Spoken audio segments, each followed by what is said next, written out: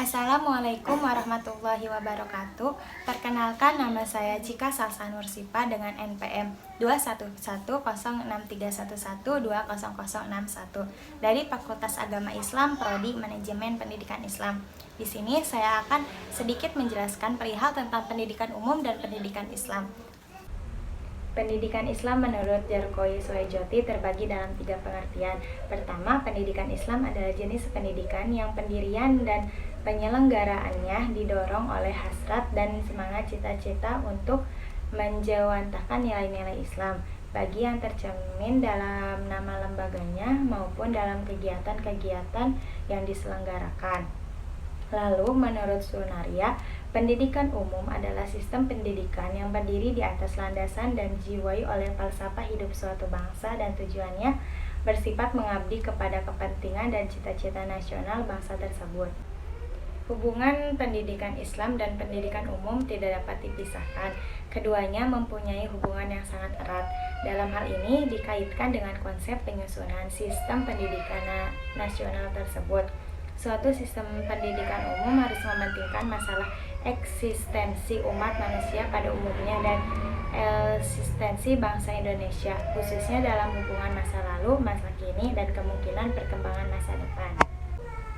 Secara eksplisit, fungsi pendidikan agama telah dituangkan dalam penjelasan pasal 39 ayat 2 Undang-Undang Nomor 2 Tahun 1989 yang menyebutkan pendidikan agama merupakan usaha untuk memperkuat iman dan ketakwaan terhadap Tuhan Yang Maha Esa, sesuai dengan agama yang dianut peserta didiknya yang bersangkutan, dengan memperhatikan tuntunan untuk menghormati agama lain dalam hubungan kerukunan antar umat beragama dalam masyarakat untuk mewujudkan persatuan nasional.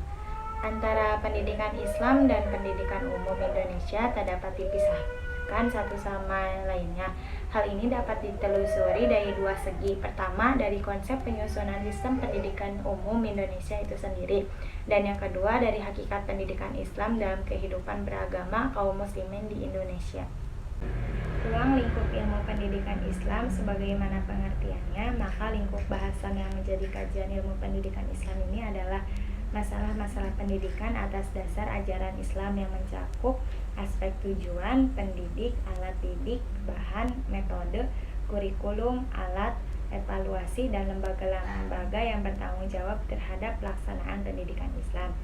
Lalu fungsi pendidikan Islam secara sederhana, fungsi pendidikan Islam adalah sarana untuk menyediakan fasilitas yang dapat memungkinkan tugas pendidikan Islam dapat tercapai dan berjalan dengan lancar. Menurut Kursi Ahmad, fungsi pendidikan Islam adalah pertama, alat untuk memelihara, memperluas, dan menghubungkan tingkat-tingkat kebudayaan, nilai-nilai tradisi dan sosial, serta ide-ide masyarakat dan nasional. Kedua, alat untuk mengadakan perubahan, inovasi, dan perkembangan yang secara garis besarnya melalui pengetahuan dan skill yang baru ditemukan dan melatih tenaga-tenaga manusia yang produktif untuk menemukan perimbangan perubahan sosial dan ekonomi. Lalu ada konsep pendidikan Islam. Pendidikan Islam memandang bahwa seluruh aspek perkembangan sebagai sarana mewujudkan aspek ideal, yaitu penghambaan dan ketaatan kepada Allah, serta aplikasi keadilan dan syariat Allah dalam kehidupan sehari-hari. Dengan demikian, pendidikan Islam mencakup pemeliharaan seluruh aspek perkembangan, baik itu aspek material, spiritual, intelektual, perilaku sosial, apresiasi atau pengalaman, dan yang terpenting, Islam mengarahkan perkembangan tersebut ke arah perwujudan tujuan pendidikan yang tinggi.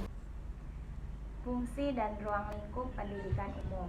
Dalam Undang-Undang Sisdiknas Nomor 20 Tahun 2003 Bab 2 Pasal 3 dikatakan bahwa pendidikan nasional berfungsi mengembangkan kemampuan dan membentuk watak serta peradaban bangsa yang bermartabat dalam rangka mencerdaskan kehidupan bangsa, bertujuan untuk mengembangkan potensi peserta didik agar menjadi manusia yang beriman dan bertakwa kepada Tuhan Yang Maha Esa, berakhlak mulia, sehat, berilmu, cakap, kreatif, mandiri, dan menjadi warga negara yang demokratis serta bertanggung jawab. Dilihat dari fungsi pendidikan umum, manusia mempunyai potensi yang dimilikinya, sehingga dengan pendidikan nantinya dapat menggali potensi yang dimiliki seseorang tersebut. Ilmu pendidikan umum berperan sebagai penegak nilai yang bisa menjaga nilai-nilai dalam masyarakat. Masyarakat bisa berkembang sendirinya dengan adanya ilmu pendidikan umum, dan ilmu pendidikan itu bisa mengembangkan potensi yang dimiliki oleh manusia, seperti membangkitkan kreativitas yang belum diketahui di dalam tubuh setiap individu yang bisa bermanfaat buat diri sendiri dan orang lain. Kata membentuk watak di atas mengartikan bahwa manusia tercipta dalam keadaan fitrah. Oleh karenanya, dengan pendidikan merupakan pembentukan watak, sikap karakter individu. Mencerdaskan kehidupan bangsa di sini diartikan pemerintah berupaya untuk menanggulangi banyaknya buta aksara dan buta huruf, sehingga ketika semua rakyat mendapatkan pendidikan, kehidupan berbangsa akan berjalan dengan baik. Adapun ruang lingkup pendidikan umum dalam Undang-Undang Sisdiknas Nomor 20 Tahun 2003 Bab 6 Pasal 15 dikatakan bahwa jenis pendidikan mencakup pendidikan umum, kejuruan, akademik, profesi, vokasi, keagamaan, dan khusus. Asas-asas pendidikan umum menurut Ki Hajar Dewantara ada 5 asas dalam pendidikan, yaitu pertama, asas kemerdekaan. Memberikan kemerdekaan kepada anak didik, tetapi bukan kebebasan yang leluasa, terbuka, melainkan kebebasan yang tidak mengganggu hak asasi orang lain. Kedua, ada asas kodrat alam. Pada dasarnya, manusia itu sebagai makhluk yang menjadi satu dengan kodrat alam.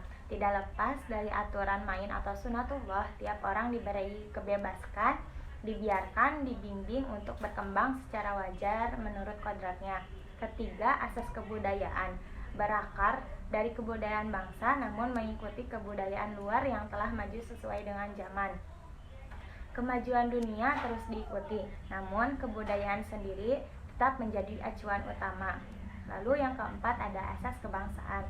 Membina kesatuan kebangsaan, perasaan satu dalam suka dan duka, perjuangan bangsa dengan tetap menghargai bangsa lain, menciptakan keserasian dengan bangsa lain. Dan yang terakhir yaitu yang kelima, asas kemanusiaan, yaitu mendidik anak menjadi manusia yang manusiawi sesuai dengan kodratnya sebagai makhluk Tuhan.